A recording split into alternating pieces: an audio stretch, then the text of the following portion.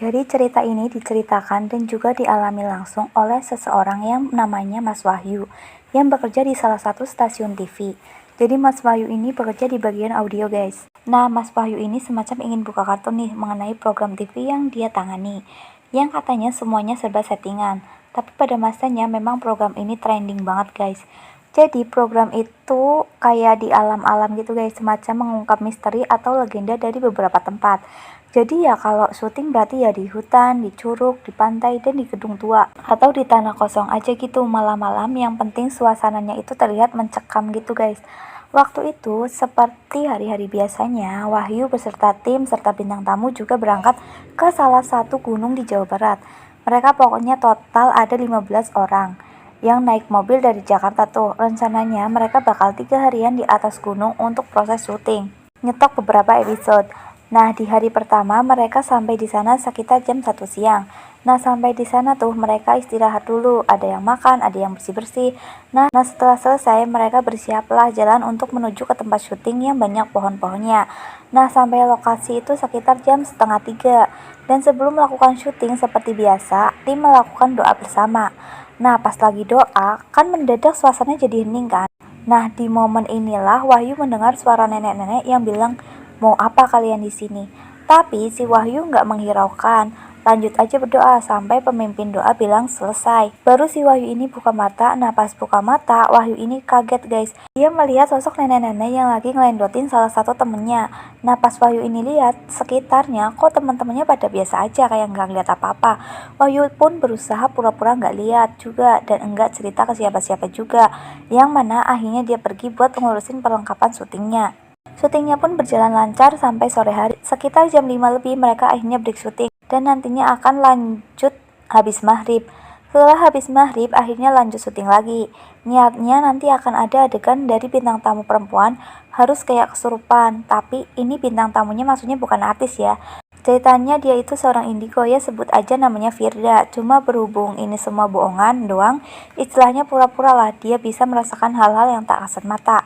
Setelah shoot, sutradara kan bilang cut, tapi si Firda ini nggak berhenti nangisnya terus-terusan guys, dan kayak kesurupan beneran aja. Akhirnya kan diobati sama si kuncennya.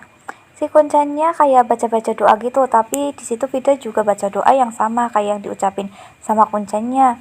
Jadi itu hantu juga bisa doa-doanya. Jadi nggak mempan guys, malah jadi kayak ngeledek si kuncennya. Wah parah sih. Akhirnya si kuncen dari acara tersebut pun menyerah.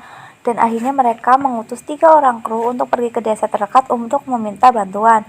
Sembari menunggu bantuan, semua kru di situ ikut berdoa guys. Sampai akhirnya sekitar 2 jaman makhluk itu keluar dari tubuh Firda guys. Dan semua kru melihat sosok menyeramkan tersebut keluar dari tubuh Firda. Karena kejadian itu akhirnya syuting dihentikan guys dan akan dilanjut besok paginya. Dan akhirnya mereka pun istirahat dan gak ada hal-hal aneh yang terjadi. Nah besoknya sekitar jam 9 mereka udah ready buat syuting. Dan kali ini syutingnya di aliran mata air gitu. Udah setengah hari ini berjalan, orang-orang baru sadar 3 orang yang kemarin disuruh ke desa untuk nyari orang pintar di sana kok belum balik-balik. Gimana mereka kebetulan emang cuma semacam helper aja guys, jadi bukan kru inti, jadi nggak terlalu digubris. Akhirnya mereka telepon kan, diangkat sih tapi nggak ada suaranya. Udah dibilang halo halo halo, pada di mana? Nggak dijawab-jawab, malah di reject dari sana. Kayak lah kenapa nih orang? Ya udah coba ditunggu aja lah kan. Tadi kan diangkat kan, berarti mereka nggak apa-apa kan? Cuma mungkin nggak mau dihubungin aja. Waktu di perjalanan ada temannya Wahyu, kru juga yang sebagai asisten sutradara bernama Hendy, pengen buang air kecil. Bilanglah dia ke rombongan buat izin sebentar sambil meminta Wahyu buat menemenin dia ke semak-semak. Dengan alasan dia bilang kalau dia hilang nanti kagak sendirian gitu. Nah, pas lagi buang air kecil mereka malah ditinggal sama rombongannya. Tapi pas dikejar kok mereka jalannya cepet banget sampai udah gak kelihatan lagi. Hendy bilang, gimana nih yuk? Wahyu tetap positive thinking. Udah naik aja mas, toh juga jalannya jelas. Pasti nanti kita ketemu di atas. Udah nanjak sekitar 30 menitan lebih kok nggak ketemu-ketemu. Mau dihubungin tapi nggak ada sinyal. Akhirnya mereka memutuskan untuk berhenti. Wahyu bilang kayaknya kita udah kesasar deh mas. Akhirnya mereka memutuskan untuk turun sampai lokasi yang kira-kira bisa dapat sinyal. Wahyu sama Hendy merasa mereka sudah turun jauh banget kok kayak muter-muter aja. Dia nggak nyampe-nyampe ke lokasi yang sebelumnya. Akhirnya Wahyu memutusin untuk ngambil salah satu handset dari perlengkapan miliknya buat dicantolin gitu di salah satu pohon. Ngetes aja, bener nggak ya kita semacam kayak disasarin. Ya udah deh, mereka lanjut turun lagi nih. Sekitar 10 menitan mereka udah turun dan beneran dong mereka kembali ke tempat semula di mana si Wahyu tadi nyantolin handset di pohon dan handsetnya pun masih ada di situ. Fix ini nggak beres. Terus mereka lihat jam, ternyata jam 4 sore. Wahyu sama Hendy mulai bingung gimana nih kalau sampai malam mereka begini terus nggak ketemu jalan balik.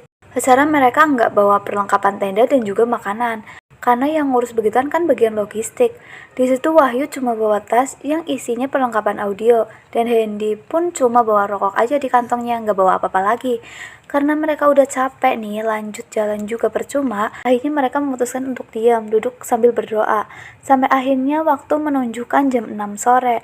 Tiba-tiba ada kakek-kakek lewat bawa lampu minyak itu. Hendy langsung semeringah dan bilang, "Permisi Pak, mau kemana? Tolong kami Pak, kayaknya kami kesasar."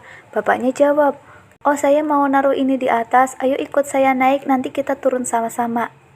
Tapi Wahyu merasa kayak ada yang aneh sama kakek-kakek ini. Gak tahu datangnya dari mana, tiba-tiba muncul aja. Dan dilihat dari sorot matanya itu beda kayak bukan sorot manusia. Akhirnya Wahyu jawab, "Mohon maaf Pak, kita tunggu di sini aja." Setelah kakek-kakeknya pergi, Wahyu bilang ke Hendy yang kayak kelihatan marah, "Kita nggak tahu Mas, ini lagi di alam apa. Jelas-jelas kayak kita seharian bolak-balik di sini. Terus tiba-tiba ada kakek-kakek entah muncul dari mana. Kayaknya dia juga bukan manusia. Jadi kita tunggu besok pagi aja ya." Tapi di sini Hendy malah sewot dan jawab, "Alah, sok tahu lu. Kalau itu kakek bener orang sini gimana? Pokoknya kalau itu kakek balik lagi pas turun ke bawah, gue bakal ikutan. Ogah banget gue di sini semalaman." Wahyu sih berharapnya kakek-kakek itu jangan lewat lagi lah, karena dia agak setengah yakin itu bukan orang. Tapi kenyataannya kakak itu beneran lewat lagi dong.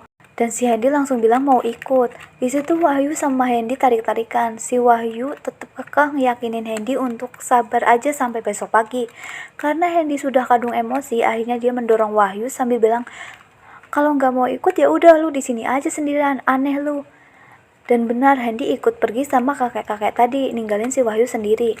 Habis itu Wahyu sempat sampai nangis guys. Udah berpuluh-puluh tahun Wahyu ini nggak pernah nangis, apalagi ikut kru TV yang mentalnya joger-joger. Tapi kali ini dia merasa ketakutan, bingung harus ngapain. Di sisi lain itu takut kalau Hendy kenapa-napa ikut sama kakak itu kan.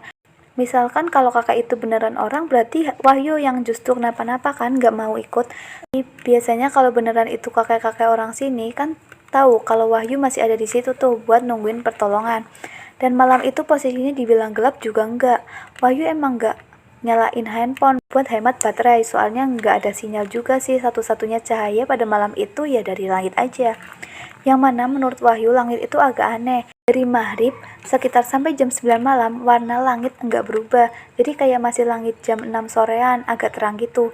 Tapi suasananya hening, gak ada suara sama sekali. Binatang-binatang juga gak ada. Wahyu di situ cuma bisa pasrah aja, udah bingung juga mau ngapain. Akhirnya Wahyu memutuskan untuk tidur karena kelelahan. Pokoknya udahlah, saya pasrah aja sama Tuhan gitu. Dia pun tidur dengan posisi duduk dan kepala senderan di pohon gitu.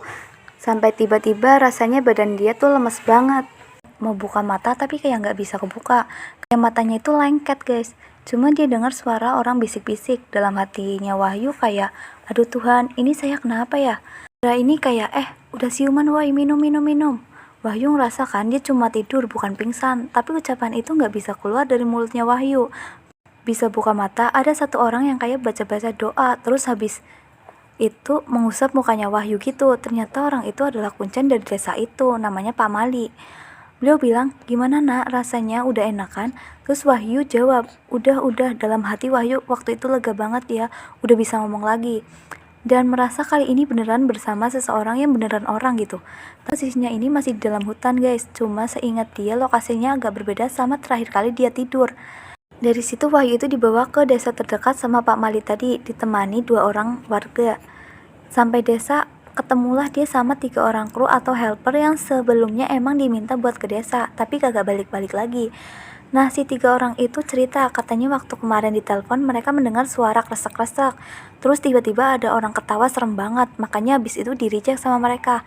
Pas ketemu sama Pak Mali, mereka cerita katanya Davida tuh kesurupan minta tolong dibantuin. Yang mana ternyata semua kru yang ada di sana kayaknya itu emang udah masuk ke dalam dunia lain, menginjak hari kedua guys. Jadi abis Firda kesurupan pada malam itu dan mereka tidur lalu lanjut jalan lagi, pagi itu mereka udah masuk nih ke alam lain.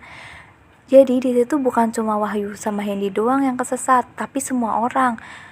Dan warga sekitar udah nyariin mereka dari malamnya. Cuma pada akhirnya Wahyu doang yang baru berhasil ditemukan sama si Pamali. Itu pun ternyata udah berjalan selama 3 hari guys.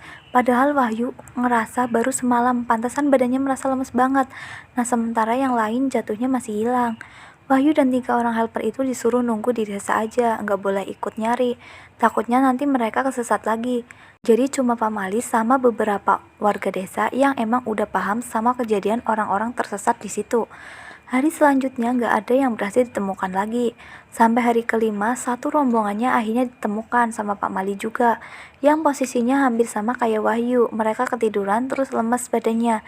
Setelah semua diboyong ke desa, menurut versi kru yang lain, Wahyu sama Hendy itu posisi mereka dilihat kok jauh banget mereka buang air kecilnya. Dipanggil kayak jangan jauh-jauh, disamperin Wahyu sama Hendy terlihat kok makin jauh dan tiba-tiba hilang gak kelihatan.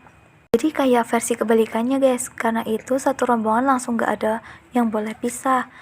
Sama juga mereka ngerasa kayak diputer-puterin di situ-situ aja tanpa nemuin lokasi buat bisa balik.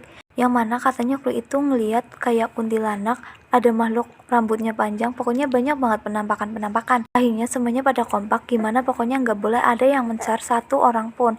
Karena kebetulan di situ memang juga ada kuncen dari program acaranya, yang ternyata memang nggak sakti-sakti banget, cuma emang dia kayak mendalami belajar ilmu-ilmu gaib. Dimana dalam situasi itu dia taunya nggak boleh mencar sendirian lah, harus sama-sama. Terus kalau enggak ya lu bakal hilang. Ya udahlah, akhirnya mereka setuju dan memang untungnya ada orang logistik yang bareng sama mereka. Jadi makanan aman, gak kayak si Wahyu. Ya udah mereka beneran alhamdulillah bisa ditemukan semua sama Pak Mali. Tapi yang namanya Hendy itu masih belum ketemu guys. Wahyu seperti sehari-hari ditanya berkali-kali gimana sih kronologinya Wahyu sama Hendy bisa pisah. Si Wahyu sampai stres guys ditanyain hal-hal itu dan ulang ceritanya mulu. Soalnya kan dia semacam jadi saksi mata yang terakhir bareng sama si Hendy. Dia sendiri aja nggak percaya kalau dia ngalami masuk di alam lain kayak begitu. Ternyata juga udah berhari-hari lamanya. Karena situasinya nggak kondusif, ya orang-orang semua ketakutan dan langsung panik juga. Semuanya kayak orang linglung guys. Akhirnya ya udahlah kalian pulang dulu ke Jakarta. Otomatis berarti syutingnya juga gagal total. Sampai seminggu udah berlalu mereka belum dapat kabar mengenai Hendy. Sampai pencariannya udah harus dihentikan. Gimana Hendy tetap nggak ketemu dan dinyatakan orang hilang. Hal itu tentunya menjadi semacam tamparan buat semua kru dan Wahyu sendiri. Sampai akhirnya acaranya dinyatakan bungkus karena peristiwa ini guys. Dalam hal ini semacam jadi cerita kelam mereka. Wahyu juga sampai sekarang itu katanya masih suka merasa bersalah kalau mengingat-ingat kejadian ini. Kalau aja waktu itu Wahyu bisa mencegah Hendy jangan ikut sama kakak itu, mungkin mereka bisa sama-sama selamat guys.